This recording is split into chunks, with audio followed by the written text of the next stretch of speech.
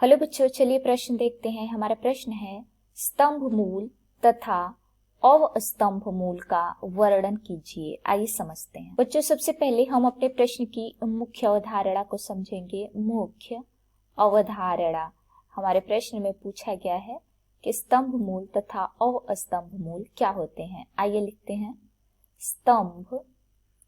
स्तंभ मूल के बारे में बताना है तथा हमें अवस्तंभ मूल के बारे में बताना है। अवस्तंभ मूल क्या होते हैं ये, आइए समझते हैं। बच्चों, सबसे पहले आइए समझते हैं स्तंभ मूल क्या होते हैं। स्तंभ मूल जो स्तंभ मूल होते हैं बच्चों, अपस्थानिक जड़ का प्रकार होते हैं। क्या होते हैं?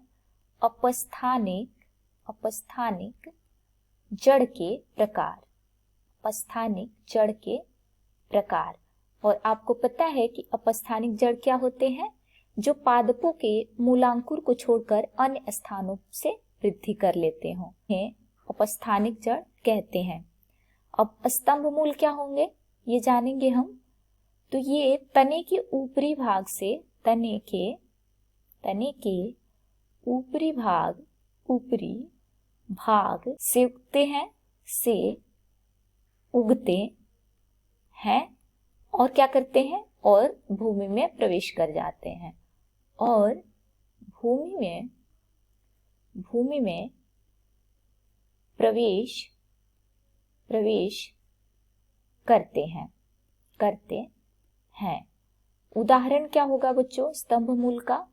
तो स्तंभ मूल का उदाहरण होगा बरगद के वृक्ष पे आपने देखे होंगे कि तने से मूल या जड़ निकल आती है, तो उसे ही स्तंभ मूल कहते हैं। बरगद के वृक्ष से निकलने वाला स्तंभ मूल इसका उदाहरण होगा। आइए देखते हैं अवस्तंभ मूल क्या होते हैं। अवस्तंभ मूल क्या होते हैं? अवस्तंभ मूल तो ये भी अपस्थानिक जड़ के प्रकार हैं। अपस्थानिक जड़ के प्रकार है अवस्तंभ मूल भी। और इसमें क्या होता है कि इसमें तने की निचली पर्ण संधि से जड़ें निकलती है। इसमें तने के निचली पर्ण संधि से जड़ या मूल निकलती है और क्या करती है? और भूमि में प्रवेश कर जाती है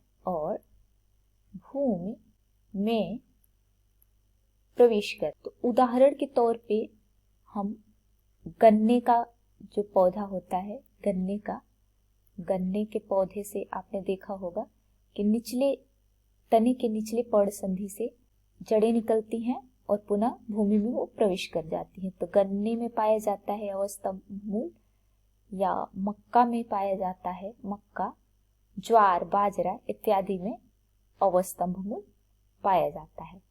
तो उम्मीद है आपको प्रश्न समझ में आ गया होगा। धन्यवाद।